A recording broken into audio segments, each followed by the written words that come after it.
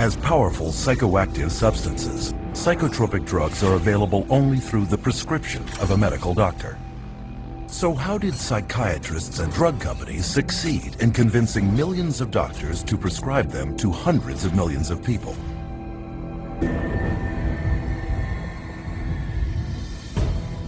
Drug companies are anxious to get their products onto the market as soon as possible. This is, after all, a business, and every day can be worth millions. To assure the public and mainstream physicians that their little-tested psychotropics are safe, drug companies spare no expense in getting psychiatrists to stand behind them, and psychiatrists are happy to take the money. It's really quite an interesting marriage that the drug companies have with the medical profession, and psychiatry primarily is a strong arm of them. This relationship is born in medical school. You go to medical school and you learn that drugs are the answer. And then you go into residency and you're told about this whole armamentarium of psychotropic drugs, and if somebody's bipolar, you use this whole group of drugs. If someone's depressed, you use these drugs, and so on. And that is the Bible. And when you're a believer, as psychiatrists are, in the Bible of psychiatry, you're in that box called psychiatry, you're not likely to stray unless you begin to think for yourself.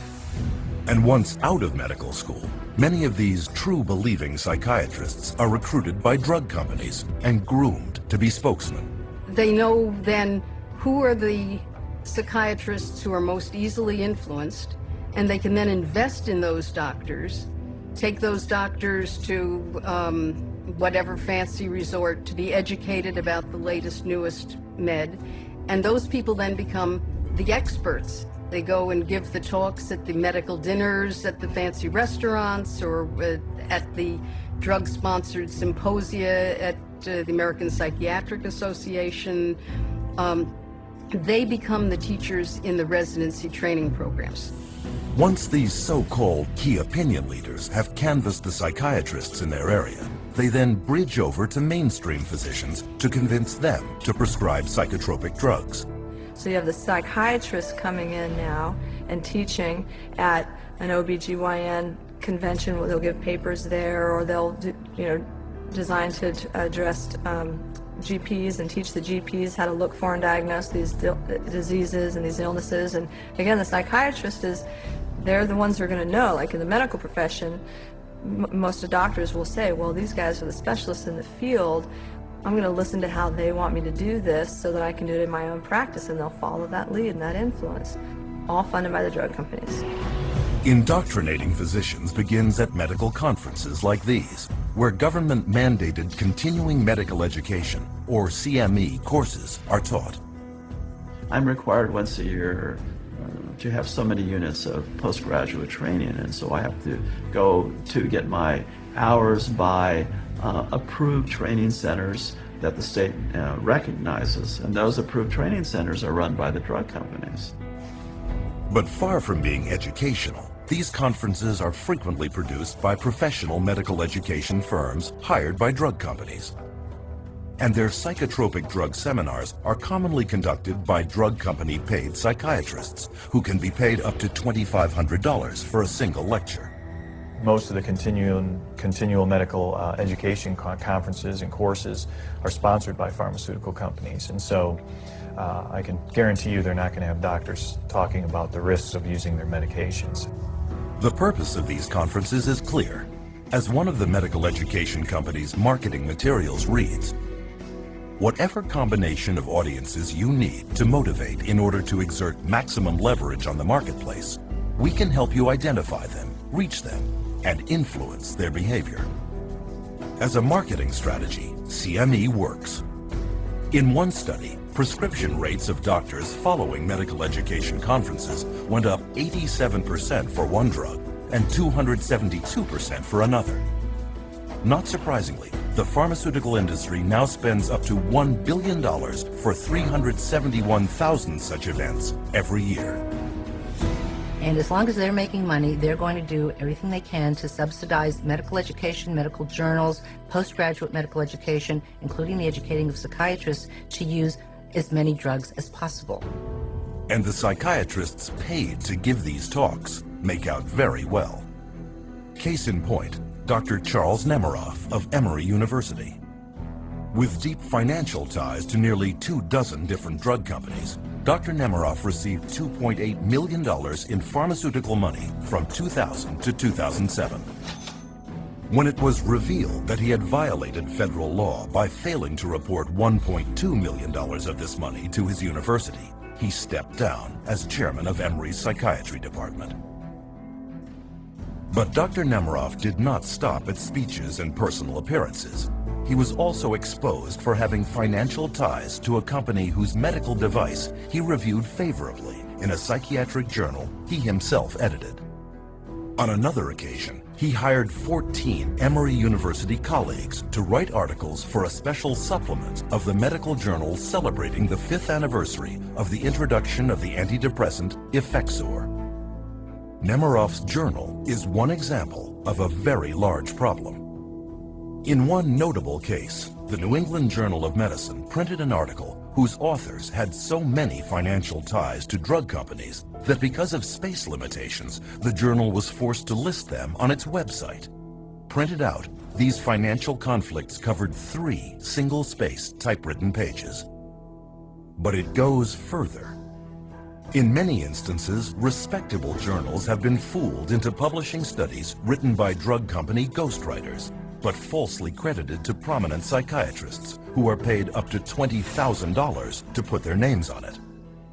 The pharmaceutical industry has set up companies that are educational companies, and they create papers subpoenaed evidence has found these papers where on the top it'll say author ? i.e. they haven't yet decided who to invite to be the author of this scientific paper. Ghostwriting is very common. As many as 50% of published psychiatric research papers are written by ghostwriters. Sometimes the psychiatrist paid to put his name on the article hardly even looked at it. Take, for example, psychiatrist Dr. David Dunner, who endorsed Paxil as lead author in a 1995 study published in the Journal of European Neuropsychopharmacology, only to later admit he had never reviewed any of the study's actual data, but signed off on the summaries instead. Even the FDA's top official for the review of psychotropic drug clinical trials, psychiatrist Dr. Thomas Loughran, has repeatedly signed his name to articles ghostwritten by drug companies that promote the use of antidepressants and antipsychotics. Psychotropics now labeled by the FDA itself as having high risks of suicidal behavior and premature death. Besides their considerable influence over FDA policymakers, drug companies exert extensive control over psychiatric journals by means of substantial advertising budgets. Every other page is a pharmaceutical ad that they pay for, and so they are the livelihood of the journals. That's how they get published. Medical journals are completely supported by the ads from drug companies. Without the ads, the journals would dwindle away. Doctors look to scientific publications as the objective source. It comes from this university, this research being done by these, highly revered, very well-respected leaders in my industry. If I can't trust them, it's doctor to doctor. I'm not listening to those sales reps. That's different. This is doctor to doctor. I'm listening to the big guy. And, they've taken over that process. The scientific literature now, you just can't trust it. Today, between 2/3 and 3/4 of all clinical trials published in major journals are funded by drug companies. And to influence prescribers even more effectively, drug companies will give as much as $1 million to journals for reprints of favorable trials they can later use as objective-looking marketing tools. But the pharmaceutical funding of psychiatry goes beyond even this. Until years of pressure finally forced a recent promise to change, the APA's national conference was largely underwritten by drug companies, as were its government lobbying efforts. But old habits die hard. At a recent APA convention, the drug companies were there, handing out food and giving psychiatrists promotional lectures called product theaters. and they get the vast majority of their funding for their associations, for their meetings, for everything from the pharmaceutical industry. So promoting pharmaceuticals is basically the only options that they have. With psychiatrists already enthusiastically spreading the pharmaceutical gospel to the rest of the medical field, drug companies also attack prescribing physicians on another flank, using armies of drug company sales representatives. We always did a full frontal assault. So we always came in, our product's the best. Our product's the best, our product's the best. Are you gonna write it? Are you gonna write it? Are you gonna write scripts? You know, this was kind of our mentality. My job and my pay was based solely on my ability to push drugs through my territory. So if I wasn't moving enough prescriptions, if I wasn't moving enough pills through my territory, I was at risk of being fired, and on a lesser level, you know, I wasn't making the bonus money. The bottom line for you was it was a business, you got paid, and you had to get as many prescriptions as you needed that doctor to write, and you did it however you could. One way to get people onto psychotropic drugs is through free samples. These are not provided by psychotropic drug makers out of a sense of charity. They are intended to get the patient onto a drug regimen he cannot get off of. Samples sitting on a shelf encourages a doctor to give that drug away and then to write an accompanying prescription for that, which will be later filled at the pharmacy. And that's what doctors wanted, to be able to not only have the samples, but give them to their friends, their family, lots to the patients, because they know if they gave the samples, you had a higher incidence of being able to prescribe. The doctors would prescribe your product. You're getting the physician comfortable with the drug, and you're getting the consumer comfortable with the drug. So let's say when the trial's over and the free drug's gone for the trial, what's the doctor going to do? Is he going to write a prescription of another product? Not if the patient's doing fine. You never want to rock the boat. The industry and the companies fully understand that if you can get those drug samples into a doctor's hand, you're going to be able to get prescriptions out of that doctor. They're actually a very effective marketing tool, and there's quite a large percentage of the marketing budget that goes into the distribution of samples. In 2003, pharmaceutical sales reps handed out $16.4 million worth of free samples. And to sell them even more easily, sales reps have another hidden weapon: prescribing information bought from pharmacies by prescription tracking companies. You'd get a list with like Dr. XYZ, Prozac, Zoloft, Paxil, Celexa, and it would tell you how many scripts, give or take, let's say 10, per month or per week, that physician was writing of those products. So we knew everything about our doctors, which ones were the most valuable, which ones to spend the most time on, and what we needed to do, and where their weak spots were. So it was very valuable in that you frequently, as the sales rep, knew better what the doctor was actually doing than the doctor did himself, because he wasn't tracking his own prescriptions. The drug industry now spends $22 billion a year marketing to doctors to increase prescriptions, an astonishing 90% of its marketing budget. And this investment has paid off. Today, psychotropic drugs are a multi-billion-dollar business, with over 2/3 prescribed by general physicians. But psychiatrists are the ones at the forefront, spreading the word. And when the use of psychotropic drugs is questioned or gets bad publicity, paid psychiatric opinion leaders deflect attacks and discredit critics. Or they may simply use their position to make the problem all go away. Case in point, psychiatrist Dr. Daniel Casey, chairman of the first FDA advisory committee that met in 1991 to decide if a warning label about increased risk of suicide should be added to the label of Prozac. At the hearing, family member after family member came forward to show how Prozac had damaged their children and loved ones. In the end, however, Dr. Casey and his colleagues voted against the label, citing a lack of evidence. But what many at the hearing did not know is that 5 people sitting on that 9-member panel had significant financial ties to drug companies. Casey himself became chairman of an FDA advisory panel that voted to approve another antidepressant, Zoloft, later that same year, and soon became one of Zoloft's most sought-after speakers. But the corruption goes beyond even psychiatrists at the FDA.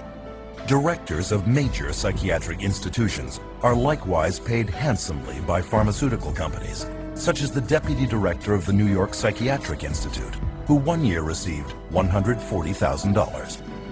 Even government agencies are not immune from conflict of interest.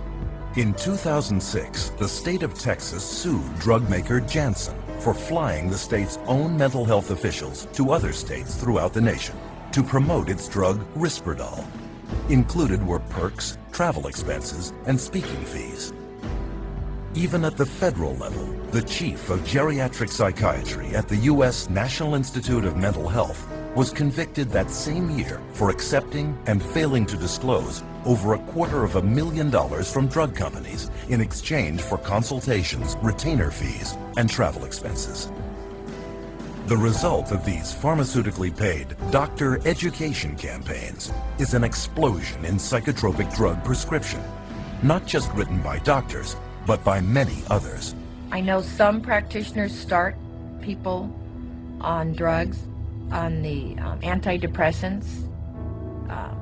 There's unfortunately a nurse practitioner that does it, and she's not supposed to. It's not in her protocol.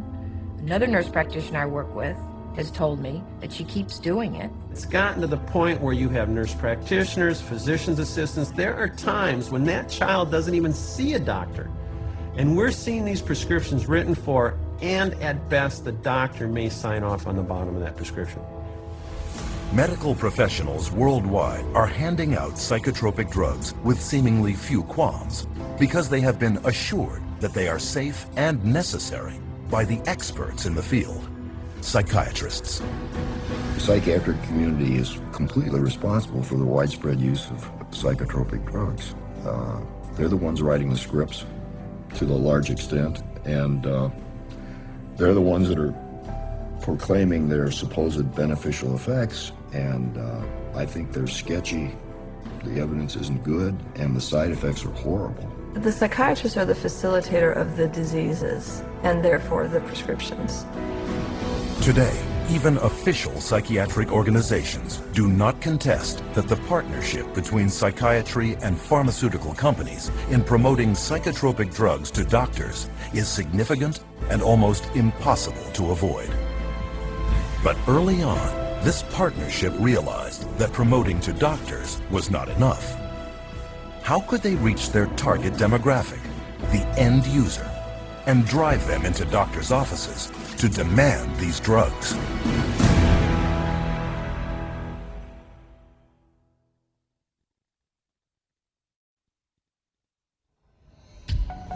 In the mid-1970s, Henry Gadsden, head of Merck, one of the world's largest drug corporations, told Fortune magazine that he wanted his company to be more like chewing gum maker Wrigley's and sell to everyone, even healthy people. Has Gadsden's dream come true? Is marketing now driving the machinery of one of the most profitable industries on earth? Are psychotropic drugs really being marketed like chewing gum?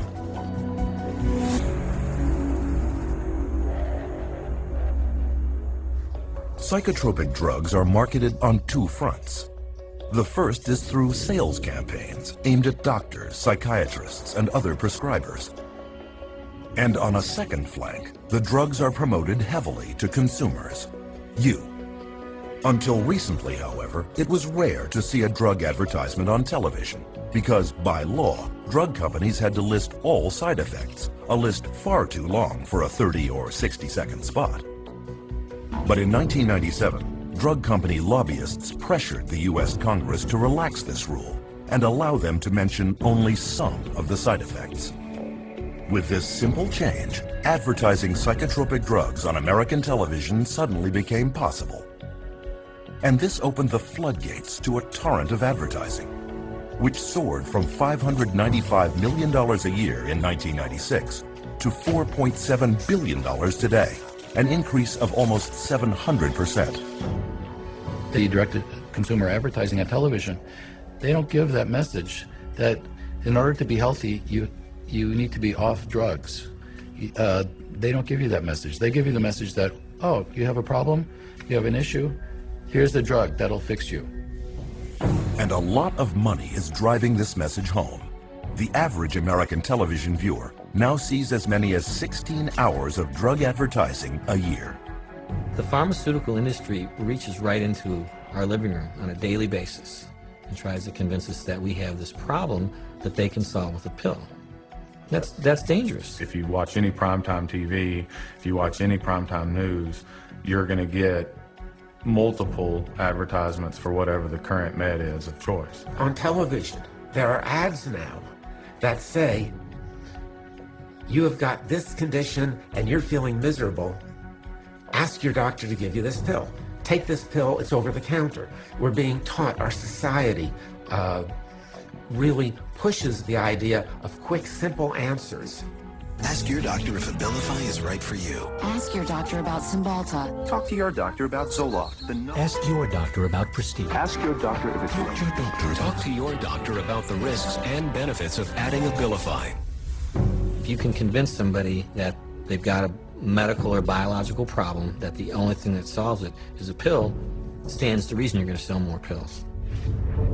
To see how effective this Ask Your Doctor marketing strategy is, one study sponsored by the National Institute of Mental Health in 2005 sent trained actors in to doctors and psychiatrists' offices, claiming to be depressed and asking for a specific antidepressant.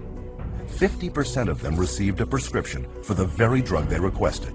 And even if the actor did not ask for any psychotropic drug at all, he was given a prescription a third of the time. The doctors feel tremendously pressured to please the patient, to prescribe what the patient is asking for. Nobody likes being labeled as the doc who didn't do anything for me. The doctor is a businessman, and he knows that if he doesn't fulfill that patient's request, there's a probability that that patient will go elsewhere because he'll find somebody that's willing to prescribe that drug. It should be the doctor's choice. It should be the doctor's evaluation driving the use of any medication. It shouldn't be giving a patient the opportunity to see something on TV and come in and ask for it by name, because doctors then are immediately put in a situation where they feel pressured to pull out the prescription pad, whereas they should have come to that conclusion based on their actual clinical data. But getting the patient to walk in and demand psychotropic drugs for non-existent diseases has taken that power out of doctors' hands. And this has been done through psychiatric drug marketing campaigns that fill the coffers of media outlets. Drug advertising on television, for example, accounts for 55% of the pharmaceutical industry's direct-to-consumer advertising budget. And estimates show that if this television advertising were ever banned, prescription sales in the United States alone would plummet by $10 billion. Magazines and other print media also depend on pharmaceutical companies for much of their advertising dollars, over $1.8 billion a year. But is this a good thing? Do such massive amounts of ad revenue taint what we see in the media? You know, obviously the advertising pays for the television programs.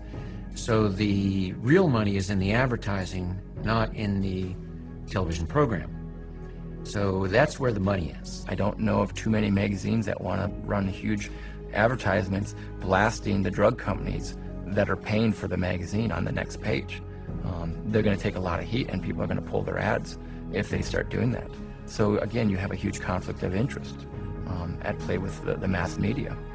This partnership between the pharmaceutical industry and the media also extends to public service announcements promoting psychiatric disease. Americans living with schizophrenia. Kids with ADHD or you have postpartum depression. Still dealing with depression? It could be your time for change.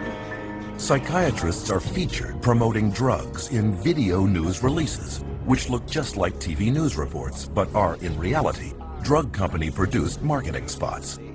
On news interviews, the experts furnished come from approved drug company speakers bureaus, and these psychiatrists rarely disclose their financial ties. As a result, mental health care segments in the media rarely deviate from the psychiatric party line. Psychotropic drugs are mentioned in movies and television, such as Prozac on the TV series The Sopranos, and Zoloft, a product placement in the film The Sixth Sense. This mountain of marketing is not confined to broadcast media only. Print, too, is inundated with drug propaganda, masquerading as news and information. All you have to do is look at any accepted magazine in America today, whether it be on even a woman's journal or men's journal, there's always some type of pharmaceutical product that's being focused. And they've gone so far as to give away free samples. All you have to do is write in this coupon. And the psychiatric drug message has even infiltrated the taxpayer-supported public radio. For instance, psychiatrist Frederick Goodwin hosted a talk show for years where he championed the use of psychotropic drugs. As we'll be hearing today, Dr. Goodwin assured his listeners, modern treatments, mood stabilizers in particular, have been proven both safe and effective in bipolar children. What he did not say was that he would be paid $2,500 by pharmaceutical company GlaxoSmithKline to give a lecture that very night promoting their mood stabilizer drug, Lamictal. And there was more. The very week that Dr. Goodwin told radio audiences that there is no credible scientific evidence linking antidepressants to violence or to suicide, he raked in $20,000 from Glaxo, which had already admitted that it had suppressed studies revealing that its antidepressant Paxil increased the risk of suicide. Further investigation revealed that Goodwin had failed to report more than $1.3 million in drug company income. Might this level of conflict of interest be preventing the mainstream media from revealing the full truth about psychiatric drugs? As long as we have direct-to-consumer advertising and the marketing dollars the pharmaceutical companies put into it, you will not hear a companion story or any information about a school shooter or a person who went to their work and killed all their family members and friends. You will never hear whether or not they were on a medication. What you will hear is how depressed they were. And you'll have consultant after consultant and psychiatrist after psychiatrist coming up and being interviewed to discuss how mentally screwed up this person was and how they weren't doing their treatment the way they were supposed to, or they didn't seek treatment when they should have.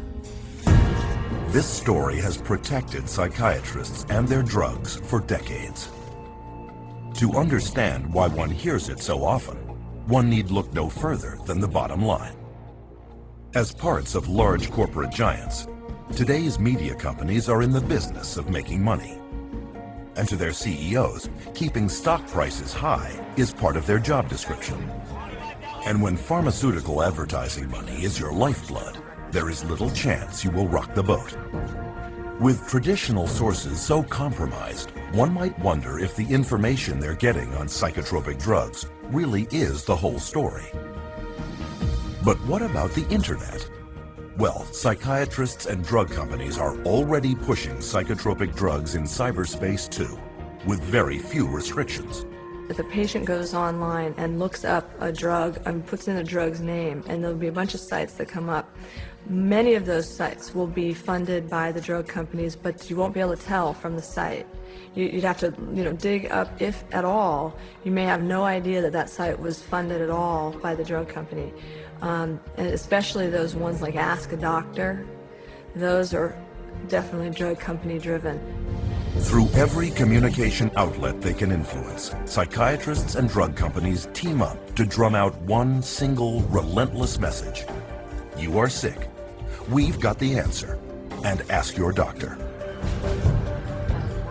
Women are a special target for these campaigns, both through magazines and daytime talk shows.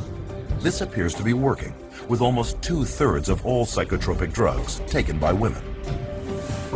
We don't get the full truth because the media is owned by Big Pharma.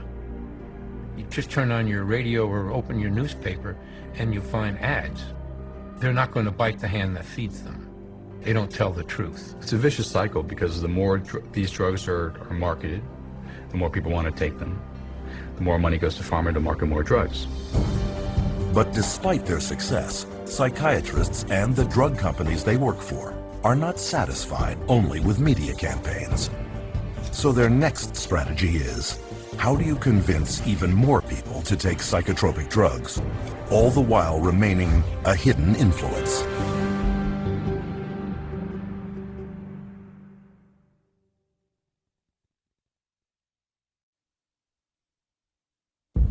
Billions are spent every year by drug companies to advertise their latest drug. These efforts are obvious.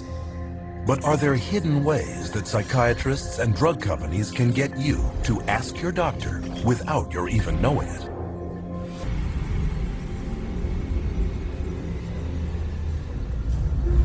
It might seem impossible that an appetite for psychotropic drugs could be created without one's even being aware of it.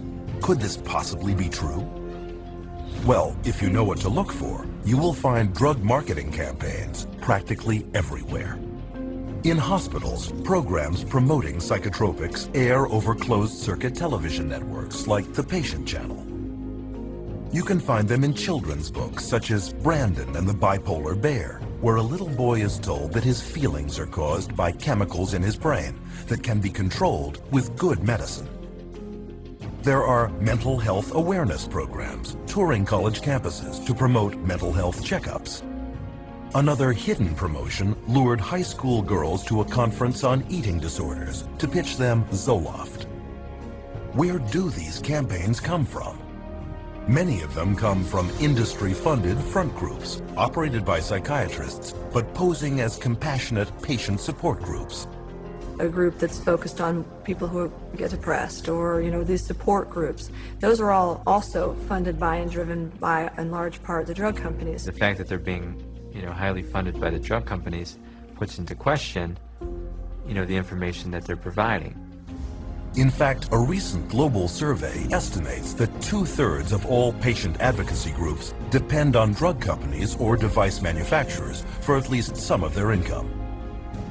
Through media interviews, public service announcements, and promotional events, psychiatric front groups preach the message that at least 1/4 of everyone on Earth is mentally ill.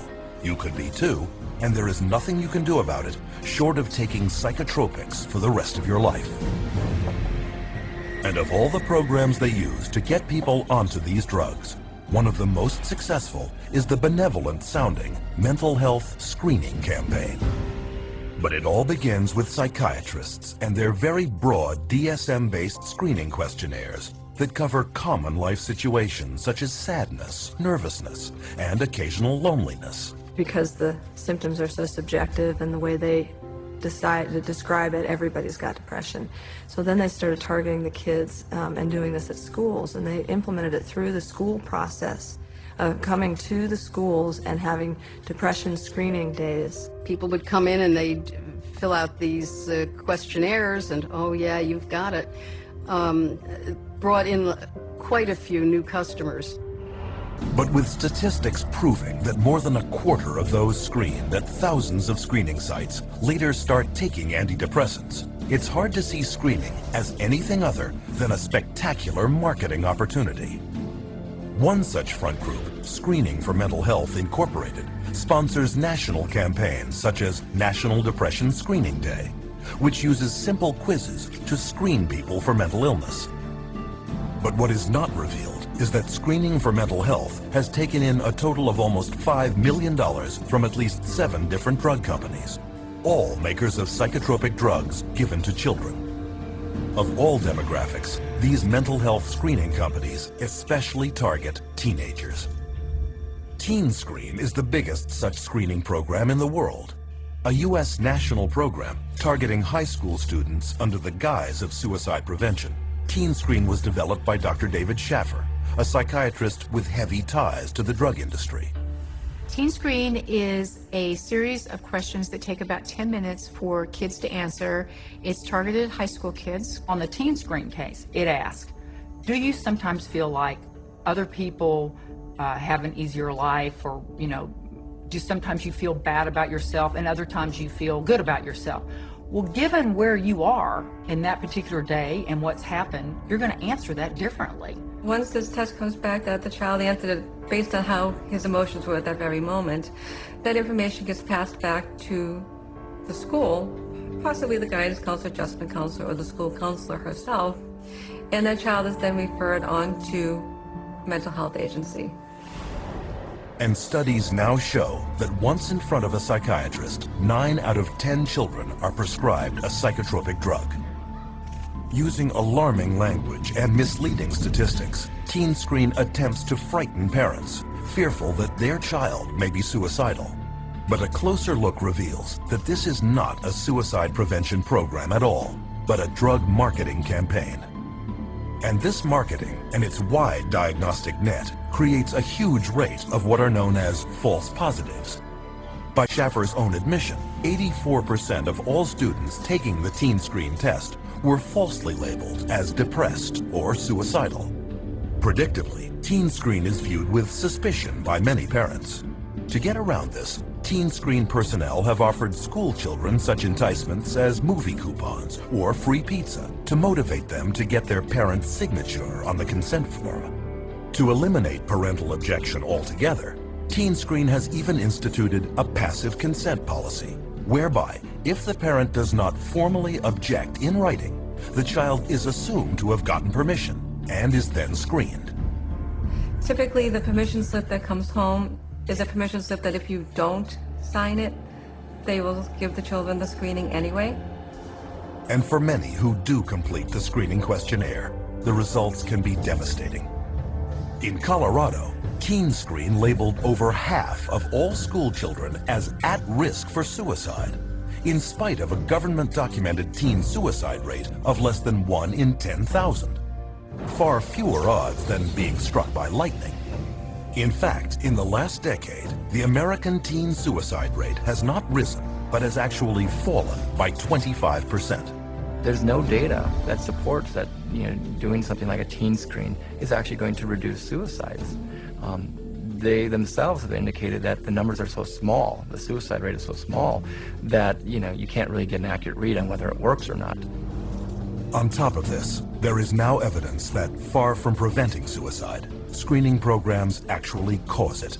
The chair of the National Institute of Mental Health Research Consortium concluded, participants were more likely to consider suicide a solution to a problem after the program than before the program. And research has shown that once put on psychotropic drugs, children are more likely not just to consider suicide, but to actually follow through. That you may have more people that are so distraught by the way they are when they're under the influence of the drug that they do commit suicide. And I think it's entirely possible that they're not, instead of saving lives, they're going to be losing lives to suicide. With no evidence of effectiveness on one hand and a huge downside on the other, Teen Screen is still being run in 43 states at over 500 sites. But it is not the only screening program aimed at children. The Youth Risk Behavior Surveillance System administers a 35-minute test in at least 45 states. Yet another, Signs of Suicide Incorporated, has screened thousands of children at 3,500 schools across the United States. They too are heavily backed by pharmaceutical money. And so far, for psychiatrists and drug companies, it has been a great investment. Throwing out a net in doing a typical teen screen or any type of mass assessment, we now have increased our client population tenfold by kids who need to be either seen by a therapist and or seen by a psychiatrist. The internet is another rich source of new prospects. Take, for example, the Patient Health Questionnaire, a 16-item checklist that allows anyone to diagnose himself with depression within 8 minutes.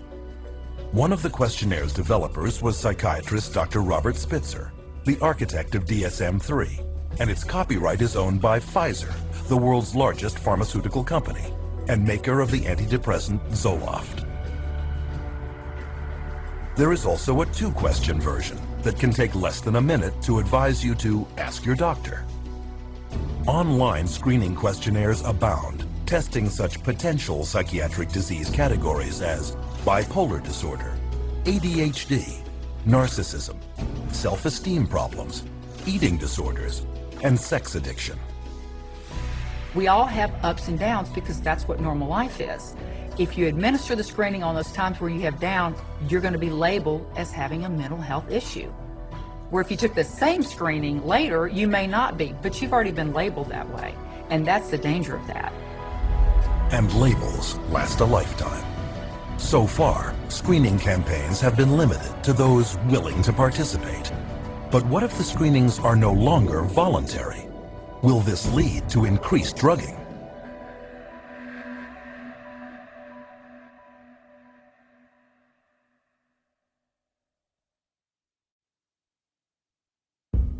Psychiatrists insist that a mental health screening would be beneficial for everyone. But is this true? And what are the risks?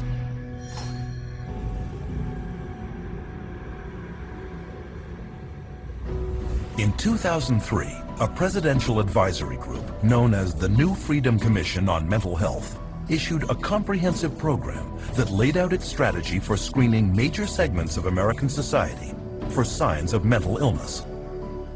Some of their goals included programs creating early detection of mental illness, enlarging the role of schools in diagnosing and treating mental problems, and expanding the use of mental health screening beyond the psychiatrist's couch and into the offices of primary care physicians. It's going to screen the population for mental health. The whole population. They're going to do it by stages, starting with school children, of course. So far, mandatory mental health screening is not yet a reality, except for a few small segments of society. One of them consists of the most powerless and disenfranchised of them all, foster children. A child goes into foster care, they label the child with some kind of a psychological problem. The child is immediately sent to therapy. Well, the therapist will say, well, I believe the child needs to be on something. So they recommend that the child see a psychiatrist to have the drug administered. Out of the 60, 65 families that I see, easily 90% of the kids they have the mental health diagnosis to begin with. If they get it from a psychiatrist, it almost always comes with meds. And I think that we see identified as at-risk kids in the community, and we see some of the most intense situations. And a lot of them are on 4 or 5 different meds. I've seen children that when the day they're taken out of their parents' custody and placed into state custody, actually seem happy, healthy, vibrant, energetic. And then, 2 months later, after they've begun taking these medications, they're very slow. They are zombie-like, is the best way to describe it. Today, all children entering Texas's foster care system receive mental health screening. The result? 60% of the state's foster child population is diagnosed and put on at least one psychotropic drug, including some children as young as 3 years old. And it is worse in other states. In Massachusetts, for example, 2/3 of children in state care are being treated for mental illness. Nationally, foster children are being drugged at over triple the rate of children in the general population, such as in the case of 7-year-old foster child Gabriel Myers, on 2 powerful psychotropic drugs, one carrying an FDA warning for causing suicidal thoughts in children when he hanged himself with a shower hose. Another market segment is active duty soldiers, who are routinely screened at military clinics, labeled with a mental disorder, and given powerful and potentially violence-inducing drugs. Iraq wasn't like Vietnam. There weren't illegal drugs everywhere. But there were drugs everywhere because, every guy on post, they knew all they needed to do was go down and see the combat stress unit, the shrink, and he was the drug dealer on post for us. Almost everybody that saw the body or experienced the event were put on some sort of psychotropic medication. Some bases where my friends were at, my fellow veterans were at, everyone, the whole platoon was on drugs. I would say about 75% of active duty military is addicted to some type of psychotropic drug. You could walk around a military barracks and you ask someone for some Prozac and somebody got some Prozac or some Xanax or some Zoloft. I've got friends who were in the Army with me who are now dependent on Zoloft and psychotropic drugs just because they got used to it in Iraq and they didn't ever want to get off it, and now they're dependent on it and addicted to it. We have huge numbers of military people on antidepressants, and instead of the suicide rate going down, which you'd expect if the drugs were effective, the suicide rate is going up. This last January, we had more soldiers commit suicide than we had die in combat. And what's not being brought out much yet is the fact that the large majority of these soldiers were on these drugs. We're drugging the military at a rate we've never, ever seen before. And this is just the beginning. Military mental health screening programs are planned for 43 clinics in 15 bases throughout the United States, Germany, and Italy. Studies reveal that as many as 12% of those serving in Iraq and 17% in Afghanistan are on some type of antidepressant or sleeping pill. A total of 20,000 service members. But this number pales in comparison to the number of pregnant or postnatal women that could be drugged should mandatory psychiatric screening laws for them come to pass. When a woman is pregnant, right during the pregnancy, specifically right afterwards, her hormones are changing and sometimes raging. And to screen them and call it mental illness, if they have any type of emotional issues in any way, shape, or form, is utterly ludicrous. Even without laws mandating it, expectant mothers may be screened for mental illness and not even know it. Here are some women interviewed coming out of their doctor's offices. Have you ever been screened for mental illness? I have not been screened for mental illness. No, I've never been screened for any mental illness. I don't remember any pre-screening. I have not been. No. No? Have you ever been screened for any mental illness? No, I have not been screened for any mental illness. Did your OB/GYN or gynecologist have you fill out a questionnaire that contains psychological questions? Yes, my OB/GYN did give me a questionnaire that has psychological questions.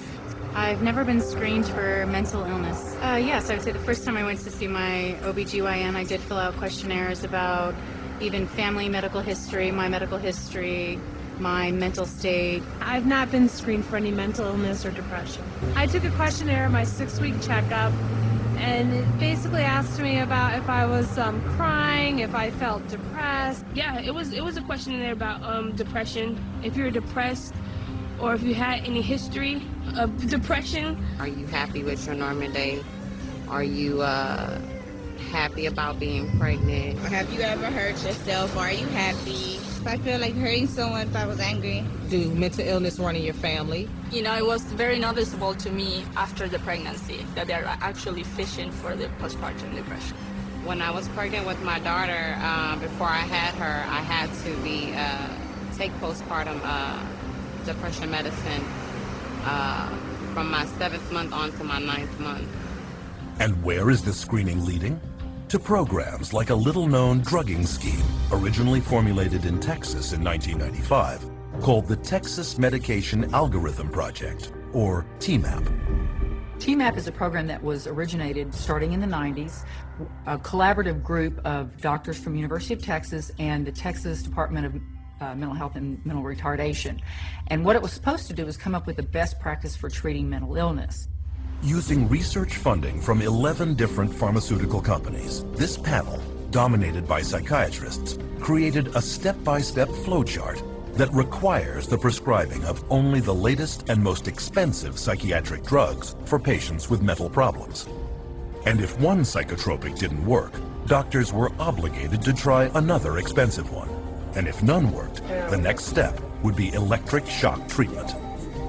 But those running TMAP were hiding a major conflict of interest.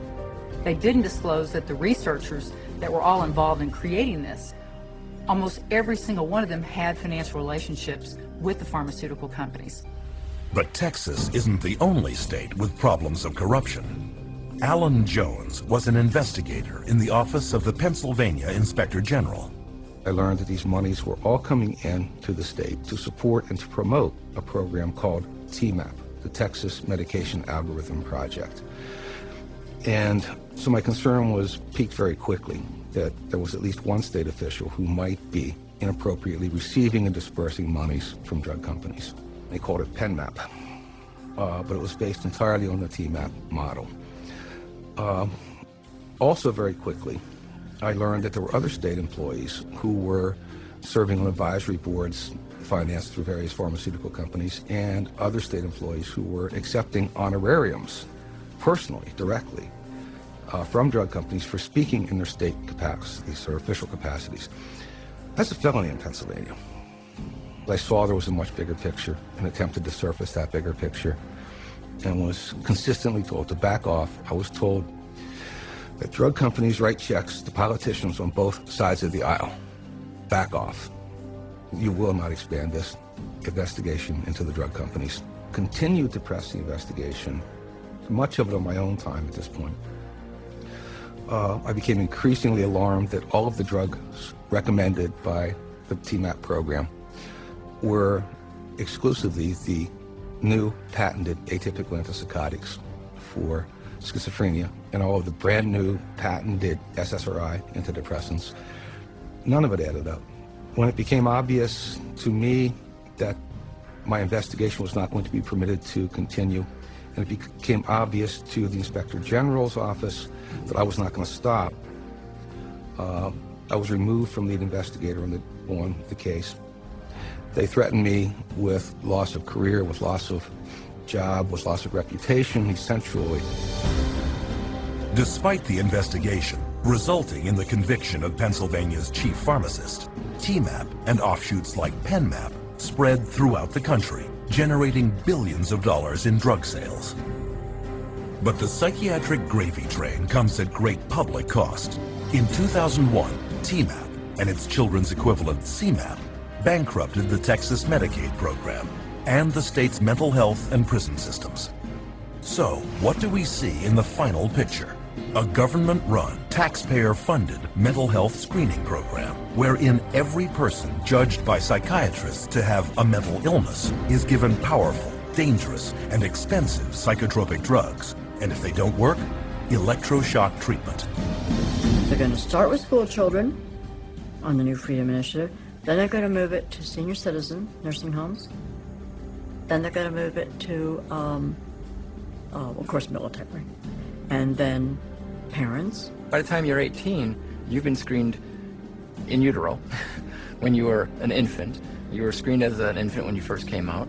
You were screened in your daycare. You were screened then at school. You were screened at the pediatrician's office. You're screened in high school. You're screened over and over again. And to sit there and pass laws requiring that people be screened and drugged based on screening under state law or federal law is really, it's criminal. It should not be done. They're marketing this madness all over this country, and we are actually becoming an example for the rest of the world. So we're, again, the poster child, if you will, and so the rest of the world's spending more and more on drugs. I don't know that there was ever a time in the history of the world where people have been drugged to the extent of what we're seeing today. The reality is, if you look at the overall picture, I don't see these drugs helping us make a better society. We see it in the military, we see it in our children, we see it in the schools. These drugs are not working to make a better society. And with hidden mental illness marketing campaigns at full tilt, what happens to patients once diagnosed and delivered into the psychotropic drugging machine?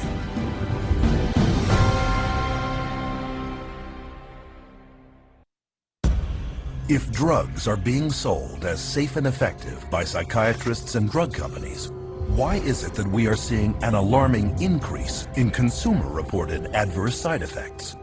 What are psychiatrists not telling us?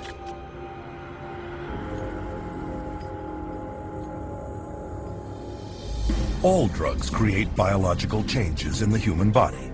In mainstream medicine, those changes that are intended are called main effects. Those that aren't are called side effects. No drug is without effects, side or otherwise. But with psychiatric drugs targeting delicate brain processes, all effects, even main effects, can be hazardous, unpredictable, and sometimes irreversible. All these medications that are apparently supposed to act as a magic pill, they're finding all of them have side effects that, could put the patient in harm's way just as well as it could help them. So, just what are these drugs doing, and how do they work? To find out, you should be able to locate much of this information in the drug's package insert, or PI. Contained in this insert is the mechanism of action, the drug maker's explanation for how the drug works on the body. Take, for example, antibiotics, drugs used for over 50 years as a cure for infectious diseases such as tetanus, tuberculosis, and strep throat. Its mechanism of action is well known. Antibiotics prevent the cellular activity of bacteria, thus inhibiting its growth or killing it altogether. But with psychotropics, drug makers say on their own package insert that their mechanism of action is unknown. Most of the medications that are given to clients, whether they're SSRI medications or they're antipsychotics, a lot of the pharmacology of these medications, they don't even know how they work in the first place. But it has been noted that there is one primary side effect of psychotropics that is common to all. Most medication and psychotropic medication, I've noticed, tends to flatten things, so that while you're decreasing the depression, you're also decreasing the joy. And so you're minimizing what it means to be human in the service of avoiding dealing with a problem. They can't connect to the world around them. They feel like there's no feeling, which is, you know, you should have some feeling there. All that's doing is really numbing them down, and they're not doing the work that they need to do to resolve that issue that's going on somewhere internally. But the numbing of emotions is not the only way psychotropic drugs affect the user. Each of the 5 main classes of psychotropics has side effects of its own. Typical antipsychotics, such as thorazine, are powerful chemicals originally designed to shut down the central nervous systems of mental hospital inmates. They are now mainly used on people with serious mental problems, and they can cause feelings of helplessness, deterioration of the mind, neurological damage, dementia, trembling, twitching, and damage to internal organs, to name a few. Anti-anxiety drugs such as Valium and Xanax are prescribed for nervousness, anxiety, and panic disorders. They can cause patients dissociation, cognitive impairment, increased aggression, fatigue, hallucination, and acute amnesia. They've got foggy thinking, they're bloated, they have weight gain, they're now diabetic. It's one symptom after another, all caused from the drugs that they're taking, and they don't realize it. Stimulant drugs like Ritalin, Adderall, and Concerta are mainly used for people with so-called attention problems, such as attention deficit hyperactivity disorder. These drugs are very addictive and can result in stunted growth, weight loss, manic behavior, heart palpitations, neurological tics, cardiac arrhythmia, gross brain shrinkage and malfunction, anxiety, insomnia, violent behavior, and even sudden death.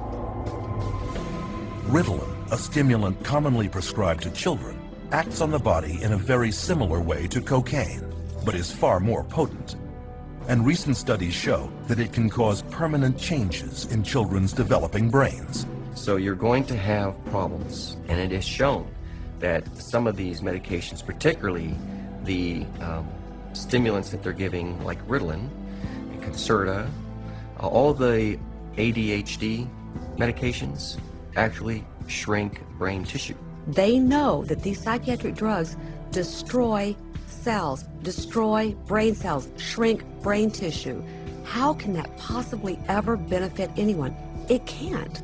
That's the simplicity. It's not possible. Antidepressants are a 4th class of psychotropic drug. As their name suggests, they are used to treat depression and mood disorders. The list of side effects includes blurred vision, dry mouth, low blood pressure, internal bleeding, weight gain, sleep disturbance, seizures, impaired cardiac function, and psychosis. Most common thing that I see is the sexual dysfunction. So women having a hard time reaching orgasm or just finding that their libido is lower. And I see that with men as well. And the second most common thing I see is weight gain. I have to say it is not terribly uncommon to see a 40-pound weight gain with antidepressants. One study found that Paxil, a leading antidepressant, increases the risk of breast cancer in women by 7 times. Perhaps riskiest of all is the drugging of pregnant or postnatal women with antidepressants for depression. When the mother takes the drugs, the psychiatric drugs, or any type of drug in that like an antidepressant or anti-anxiety or an antipsychotic drug, that's going to affect the baby as well as the mother, not just the mom, because the baby's going to get it straight through the umbilical cord, through the bloodstream. The drugging of pregnant women has led to a 20 to 30% hazard of preterm birth, brain damage, and lower fetal age at delivery, and nearly triples the risk of severe birth defects. And the antidepressants have been shown to cause something called PPHN, which is a heart problem in newborns. And I think it's criminal to be giving medications to women knowing that their babies are going to be at risk. When mom takes Paxil, she can have a baby born with sometimes they have the limbs are missing. It's called limb reduction. They can have cleft lip. They can have serious heart defects, missing chambers, or the arteries in the wrong place, and also can be born with the organs growing outside of the body. And these are just a few of the many, many side effects of psychotropic drugs. Among the top 3 best-selling antidepressant drugs, called SSRIs, there are 1,817 possible side effects associated with Prozac, 2,194 with Zoloft, and 2,497 with Paxil. Interestingly, among these is the worsening of the exact same symptoms the drugs claim to address. They cause depression. They cause suicidal tendencies and ideologies. So they cause a lot of the very exact symptoms that they're supposed to be correcting. They're being treated for depression with a product that's going to create depression. They're treating for a psychosis with something that's actually going to create or has the potential of creating a psychosis. Atypical antipsychotics, one of the newest classes of psychotropic drugs, are used mainly on adults and children diagnosed with bipolar disorder. They are also known as mood stabilizers. Though launched with storied claims as miracle drugs with little or no side effects, atypical antipsychotics have recently been exposed as creating severe weight gain, diabetes, coronary heart disease, acutely irregular muscle movement, pancreatitis, and delirium. Though the new antipsychotics were originally approved only to treat schizophrenic adults, over a 7-year period, prescriptions for children jumped 5-fold to an estimated 2.5 million prescriptions. And this drugging is coming with serious consequences. You know, I've seen kids who have had significant weight gain on some of the antipsychotics, where they were pre-diabetic. You know, they've had, changes in some of their cardiovascular functioning. So there are potentials to really damage the child's health.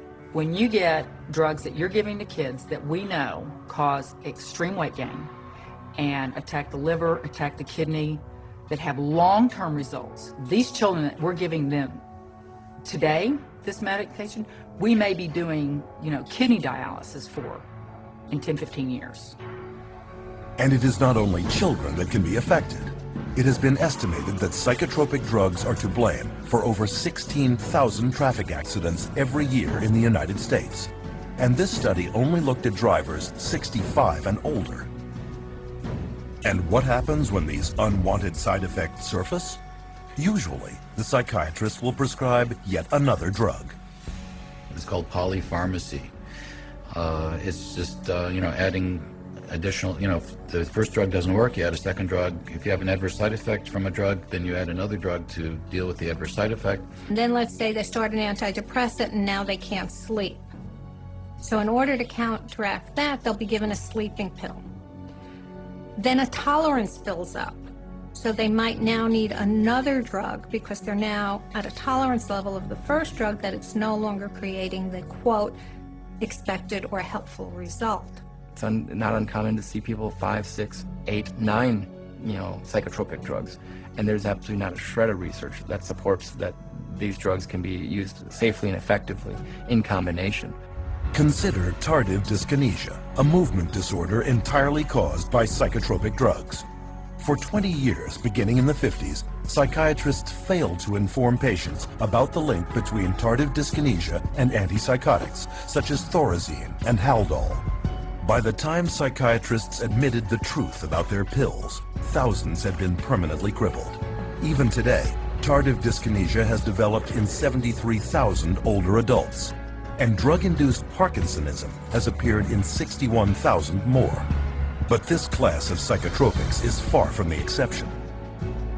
Reports are now surfacing that today's atypical antipsychotics and antidepressants, such as Zoloft, are causing widespread tardive dyskinesia, sometimes within months of first use. But psychiatrists and drug companies continue to dispute this damning new evidence and go on prescribing these drugs, even to children. But of all the side effects experienced by users of psychotropic drugs, the most horrendous may be an intense inner agitation and restlessness known as akathisia. These drugs can cause something called akathisia, which causes people to become very agitated, and actually a little nuts, you know, a little off balance, and they'll do things that they never would have done before, things that are totally out of character. This is a normal person without any history of auditory hallucinations, and all of a sudden they'll say there's voices telling them this is the only way to stop the pain, this is the only way is to kill themselves. Had patients tell me that they never, ever, ever had one single thought about suicide in their entire life until they started on the drug. An estimated 10 to 25% of SSRI antidepressant users, close to 7 million people in the U.S., experience akathisia. And Psychiatry's Diagnostic and Statistical Manual of Mental Disorders even admits the connection between psychotropic drugs, akathisia, and suicide. The statistics back this up. The suicide rate of the general population is less than 11 for every 100,000. But for every 100,000 people taking SSRIs, the suicide rate jumps to 718, over 65 times more. And yet, we are told daily by psychiatrists and drug companies that psychotropic drugs actually prevent suicide. So, what are we to believe? One can start with the drug company's own warning letters to doctors, or unpublished data for the antidepressant Effexor, or an analysis of Prozac using the FDA's own statistics, or even a British House of Commons report on Zyprexa. Of course, not everyone commits suicide, but the huge volume of other side effects can be horrendous. The medication that the psychiatrist prescribed me made me feel awful. Constant headaches, constant nausea, wanting my skin to turn inside out, just feeling like bugs were crawling all over me all the time. It made me feel like all slow and like sluggish and stuff. Like, and when somebody would ask me something, it would kind of like take a minute, like, what? These drugs have affected my heart. They have affected my liver. Weight gain one time, hit like 40 pounds. These thoughts come over me like I wanted to kill I wanted to really hurt somebody. It just sucks all the life out of you. So you're like a body, like a machine. I didn't want to live. I didn't have the desire to live. I felt miserable. You just can't live, you know, you'd just rather die. Because there's no living when you're hallucinating every day. I actually tried to commit suicide with my psych meds. At some point when you realize that you are really just existing, you're not living, at some point you realize you need to take the risk to get off. But what about those who say psychotropic drugs really did make them feel better? That for them, these are life-saving medications whose benefits exceed their risks. Are psychotropics actually safe and effective for them? So what ends up happening is that someone feels good for a while, and then very often they have to have their dose increased, and then they feel good for a while, and then they might have to have it increased again, or maybe they'll switch agents. So it's that kind of a story if you're not actually getting to the root of what's going on. I think the research is pretty clear that then all of a sudden starts to change, and you start to have a supersensitivity to being depressed, in which case then they become more depressed, and then they're chronically depressed. And there is ample evidence that if the short-term side effects of psychotropics don't get you, the long-term effects will. Psychiatric drugs are toxic to the body. They do build up in the body and add to the body's reserve and reservoir of toxins that will suppress the immune system, and the body will try and fight them as foreign objects. If they're on these medications for years and years and years, I mean, one of the things that we know about adults and some of the, for bipolar and schizophrenia is that they're dying at younger ages. And these are adults. So if we're starting this medication approach with young kids, what is their life expectancy going to be? No one's really examined it or is looking at the big picture, which is what's it really do to a society with a proliferation of mood-altering, emotion-altering, or blunting in a society at large. And I think we're going to really see a huge increase in violence and suicide and a lot of bizarre behaviors that we haven't seen, because for a very short period of time, only in the last 60 years, have we really started medicating, intoxicating our brain with these incredibly toxic substances. The very real probability of significant long and short-term side effects should give anyone considering taking psychotropic drugs great pause. But what about those already taking them, who, no matter how hard they try, cannot get off?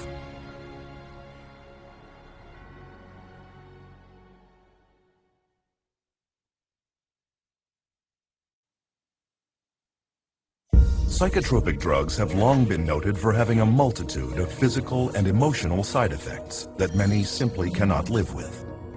But if side effects from psychotropics are so bad, why do some people continue to take them?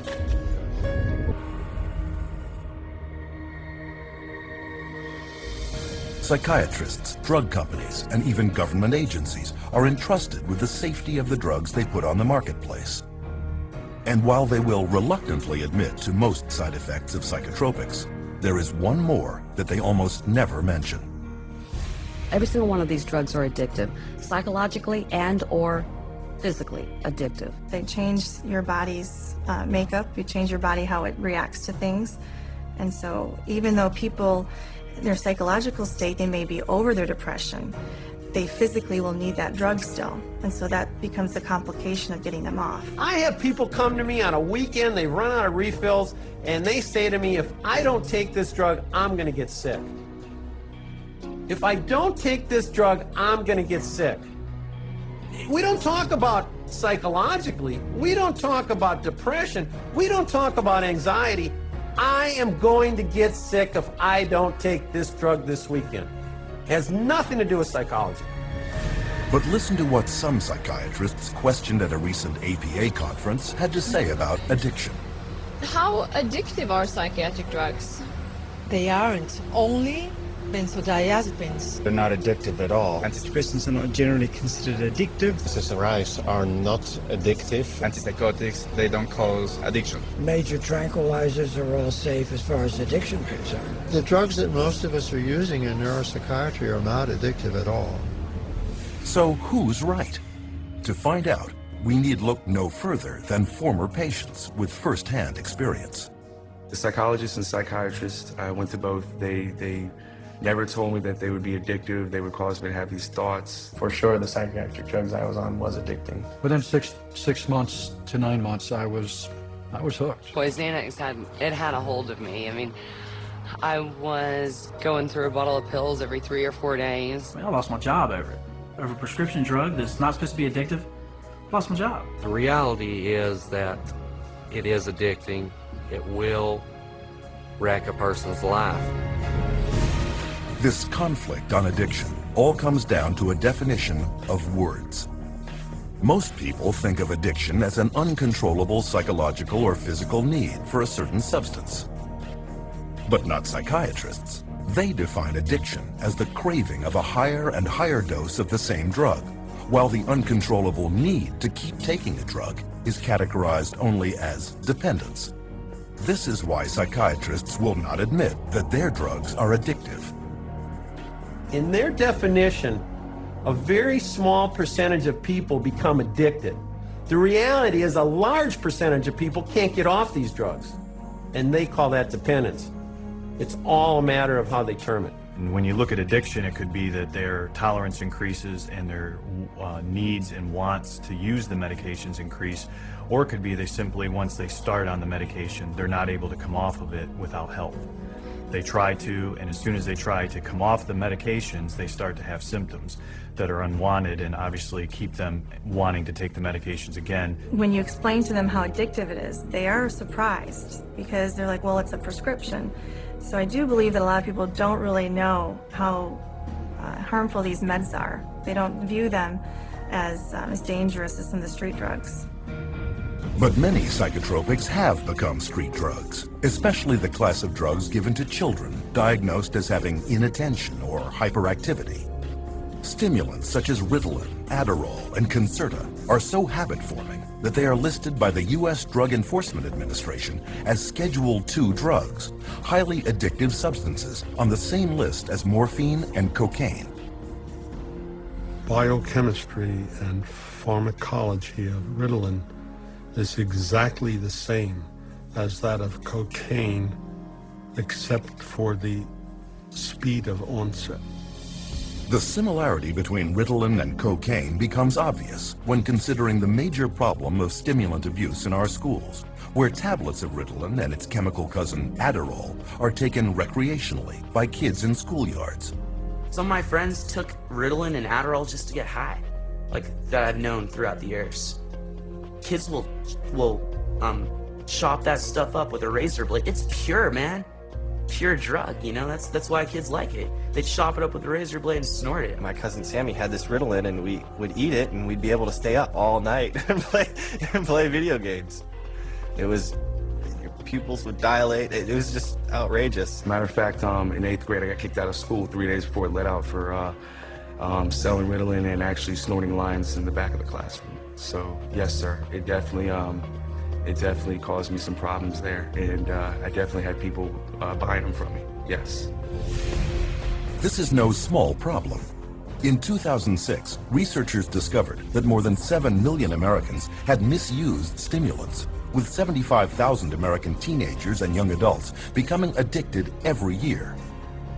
Beyond just addicting its users, stimulants are also well known as gateway drugs that lead to further addiction to such street drugs as cocaine, heroin, and methamphetamine. When you provide drugs in a manner in which most of our children are being provided drugs at an early age in life, only prepares that child to be on more drugs as they get older. And yet in several recent publications, psychiatrists actually encourage children labeled ADHD to take stimulants to reduce future dependencies on cocaine and other street drugs. But evidence shows that not only is this theory unfounded, but the reverse is true. When I've spoken to people who are methamphetamine addicts, they said that the drug that they started taking almost consistently was Ritalin. The longer a child is on Ritalin, the more the likelihood that they may become addicted, whether it's Ritalin or Concerta or Adderall, okay, or a number of other drugs. Stimulants aren't the only psychotropic drugs carrying a high potential for addiction. Benzodiazepines, for example, are tranquilizers that can become addictive within 14 days. Take, for example, the benzodiazepine Xanax, which after only 5 years on the market was producing 1.5 million addicts every year. And getting off can be very difficult. Symptoms of Xanax withdrawal include shakiness, loss of appetite, muscle cramps, memory and concentration problems, insomnia, agitation, panic, and anxiety. Some of the psych medicines, particularly the benzodiazepines, are some of the most addictive drugs there are in terms of the persistent withdrawal anxiety that these drugs cause. I have been in the position of having to withdraw a number of people from benzodiazepines that I didn't put on them, obviously. And it's difficult. It's really difficult. Prescription benzodiazepines, I think, are much more dangerous and much harder to come off of for the patient than the street drugs are. But survivors will tell you that benzodiazepines are not the only class of psychotropic drug that is extremely hard to withdraw from. I had about a 10-year time frame in my life where I abused both street drugs and prescription drugs. And the drugs that were the hardest to come off of, in my opinion, were the psychiatric medications. And I mean worse to come off of than a drug like heroin. Withdrawal symptoms from the psychiatric drugs just made my mind go crazy. I couldn't think. I couldn't form coherent thoughts whatsoever. I was racing. I had highs and lows, ups and downs, hot and cold sweats. I went through seizures. I was sweating with night sweats so bad I was wetting my bed just for sweat. I had tremors really bad. I mean, I joked that I looked like I had the end stages of Parkinson's disease. But you couldn't even hold me still when I was going through withdrawals. My legs would shake. I couldn't sleep. No one in the world should have to go through what I went through, in my opinion. And I wouldn't wish it on my worst enemy. Even newborns born to women taking psychotropics while pregnant can undergo withdrawal. These infants could experience irritability, hyperactivity, abnormal sleep patterns, vomiting, diarrhea, and failure to gain weight. But it is the amplification of certain side effects caused by withdrawal from psychotropics that can have a disastrous effect on the individual. Now the person stops taking the drug, and the effects of the withdrawal or the effects of stop taking the drug are increased and amplified symptoms like the depression or suicide ideas, or etc. They have tremendous mood swings. They invariably get violent. And they cannot control their emotions. You're very depressed, you're suicidal, you're hallucinating, you're psychotic, you're crazy, you're manic when you stop taking your medication. This is why improper withdrawal from SSRI antidepressants in particular has been shown to trigger mood swings and uncontrollable anger, which have been implicated in many recent killing sprees.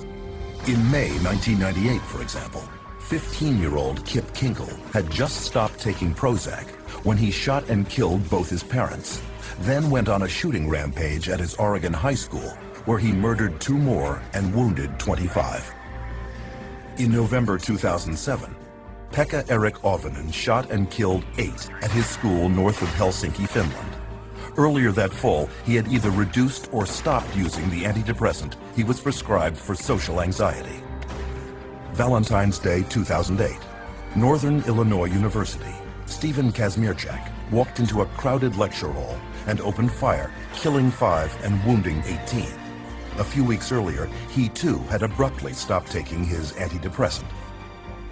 But rather than acknowledging that tragedies such as these are the result of withdrawal from highly addictive psychotropic drugs, the customary response of psychiatrists is to blame the lack of the drug for what they claim is the return of the mental illness. When a psychiatrist says that, well, the reason why they're feeling that way when they get off the drug is because, see, that shows you how bad they really need the drug. Here's the deal. There's no way that that's true. The reality is, when they stop the drug, they get depressed or they have withdrawal effects of various types. And the reason they're having those effects is because it's a withdrawal effect from the drug. All you need to do is you need to sit down and listen to anyone who's been on these medications and wants to come off them. And you listen to their story, and you listen to what they're going through, why they want to come off them. And that's it. The conversation stops. The debate ends. My name is Robin, and currently I am withdrawing from lorazepam, and I am at the 0.4 milligram dose. There we go. Today, I was totally exhausted. I've had 4 nights, 2 nights of insomnia, and then a good night's sleep, then 2 nights of insomnia. Well, just hoping that I can sleep better tonight. Didn't sleep good last night. Well, as you can see, today I don't care. I did not get ready, and my wave went down. I'm down in the valley today. One of the side effects or withdrawal symptoms for lorazepam can be night sweats or hot flashes, a little lightheaded and kind of dizzy, anxiety, sore throat, weepy, very, very tired, grouchy, just overwhelmed, distraught, distressed. I began to experience suicidal thoughts.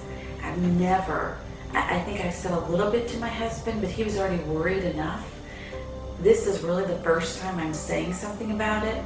I feel like I could have a nervous breakdown. You know, there are just times like I hit a brick wall and I can't do it anymore. It's going to take another, maybe 18, 19, 20 weeks to get off of it. And that is very overwhelming to me. I'm weary today. And this is how I used to be for many weeks with lorazepam. And that's the hardest thing, is you are trapped into living it out the way you have to live it out in order to be safe.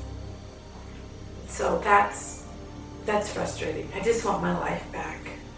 And that's where I am today. It took months for Robin to wean herself off just one of her psychiatric drugs. And addiction specialists agree that slowly withdrawing is the only safe way. You just can't cut people off from these drugs. Sometimes it can take up to a year or more, depending on the person and how long they've been on the drug and how we wean them off. You can't stop these drugs cold turkey. No. I would never advise anybody to just stop them. They need to be under the care of a medical practitioner. When some of my patients come in and they talk to me about getting off of psychiatric medications, I really caution them not to just stop their drugs cold turkey, because that can really send them into a tailspin. The data is right there. It's going to cause the symptoms that it causes. It's going to have withdrawal effects, and they know it. There's not a psychiatrist that doesn't know it. And yet psychiatrists tell us that psychotropic drugs are the only way to keep people from insanity and alleviate mental distress. But is this really the case? Or are there other choices, effective, inexpensive, and drug-free, that could accomplish all the empty promises left broken and unfulfilled by psychiatry?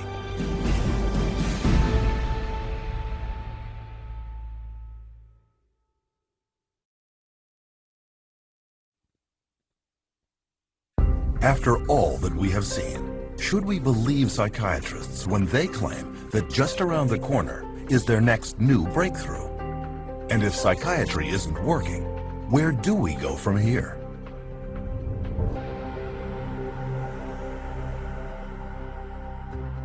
When we look over the landscape, one question becomes clear. How can anyone trust psychiatrists with their mental health? Even psychiatrists interviewed at a recent convention of the American Psychiatric Association readily admit they have no answers. What is the answer to mental illness? That's too broad of a question to answer. The answer is mental illness. I don't think there are any answers to mental illness. I think that's... We still need a better answer than the one we have now for mental illness. I can't even understand the question, I guess. There's no real answer. You can't, these are like chronic problems. You can't just cure somebody. Since psychiatry has no answers, how do we care for those with very real and severe psychological problems? There are, in fact, many, many answers, but you will never hear about them from psychiatrists who prescribe psychotropic drugs. One solution was the Soteria Project, formed in 1971 by Dr. Lauren Mosher, then head schizophrenia researcher at the National Institute of Mental Health. Lauren Mosher developed this program, through NIMH to look at this, because they were starting to have in the research a debate about whether the medications were actually being helpful or whether they were actually causing some problems. They would create a community-based center where people diagnosed with schizophrenia could go.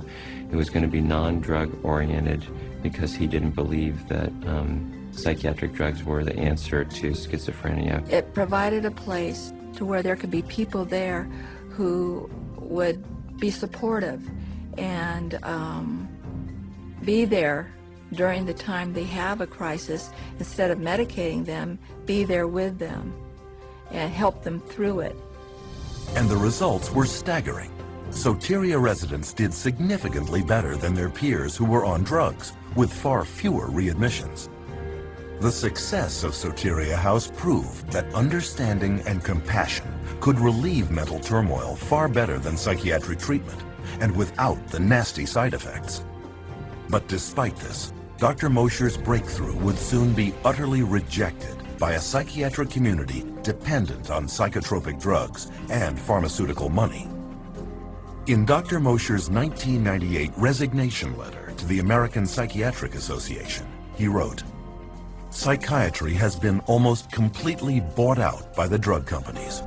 We condone and promote the widespread use and misuse of toxic chemicals that we know have serious long-term effects. Is psychiatry a hoax as practiced today? Unfortunately, the answer is mostly yes." When people ask me about why aren't there more places to get this type of treatment and why is biopsychiatry kind of taken over, if they were effective, why did they go away? And I really think that it goes back to the question of money. Between political pressure exerted by the psychiatric establishment and a lack of funding, refuges like Soteria are few and far between. But they can be found, and the truly troubled can and do recover. But what about common, everyday mental or emotional distresses, such as depression or mood swings? Without using psychiatry, how can we treat those?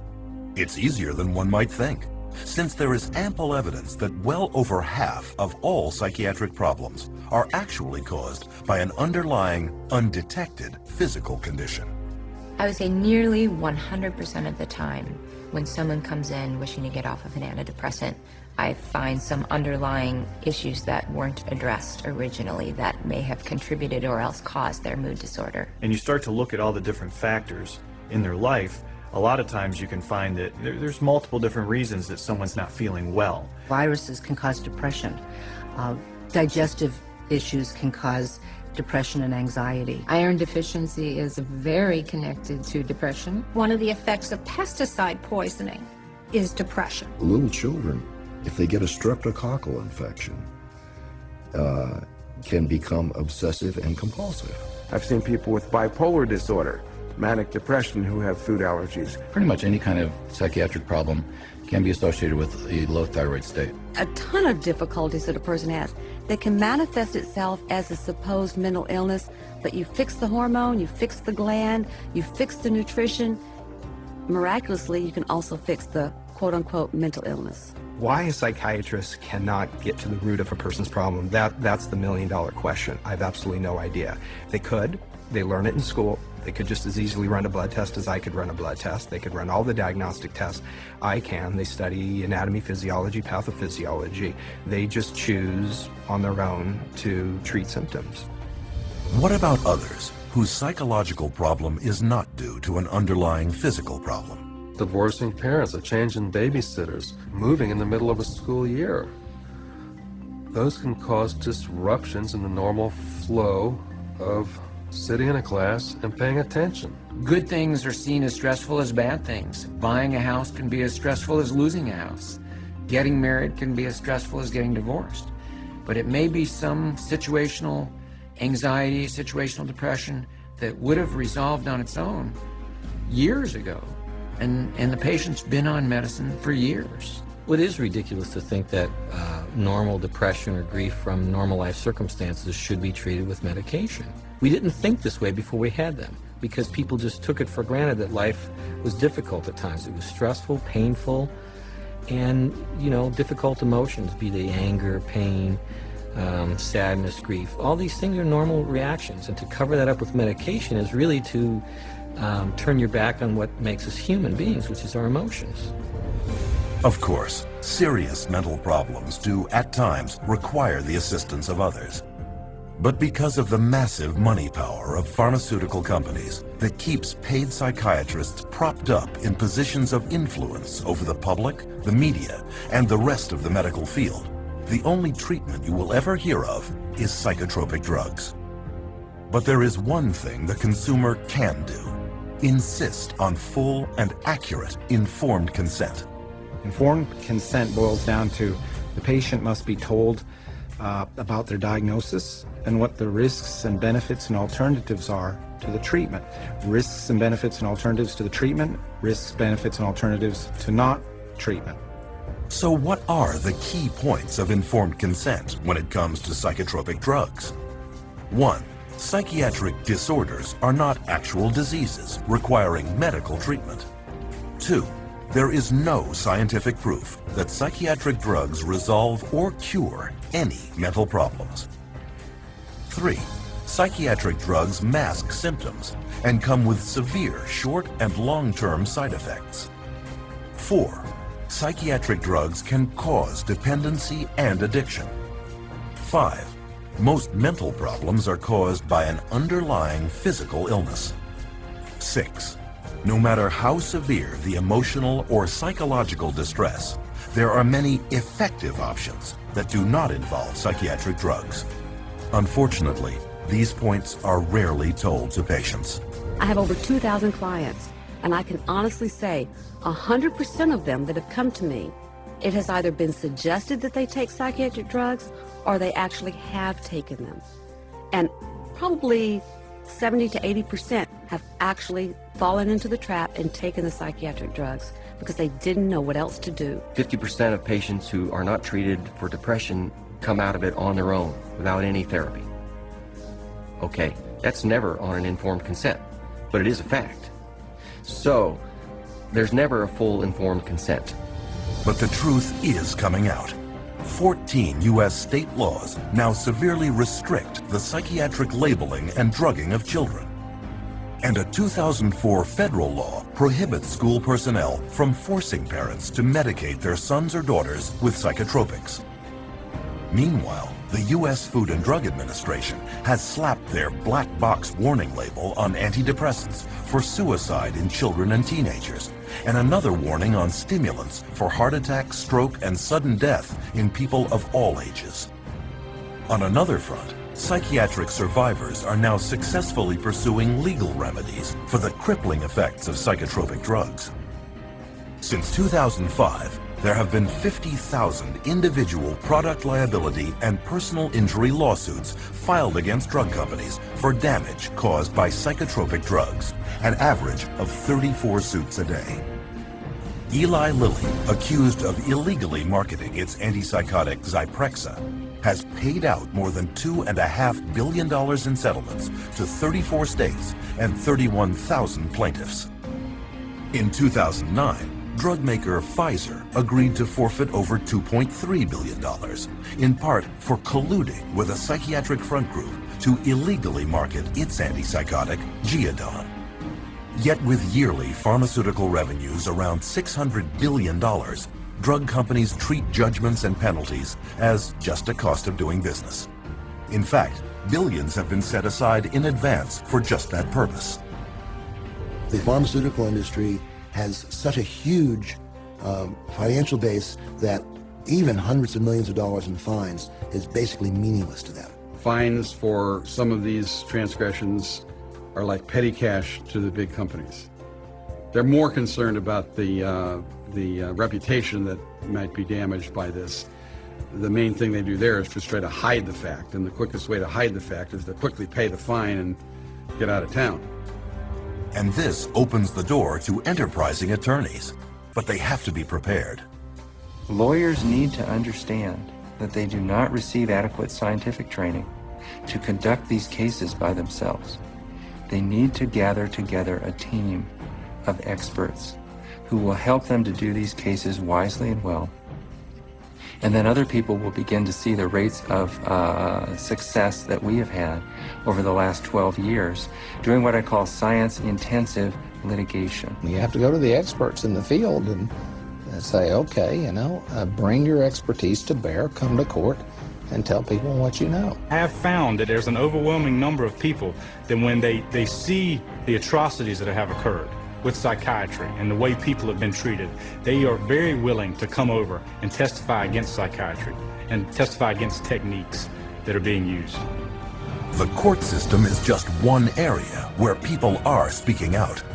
You too can help by sharing this documentary with coworkers, clients, patients, friends, and loved ones. In doing so, you will answer our final question. What can I do to protect our world from the scourge of psychiatry and psychotropic drugs?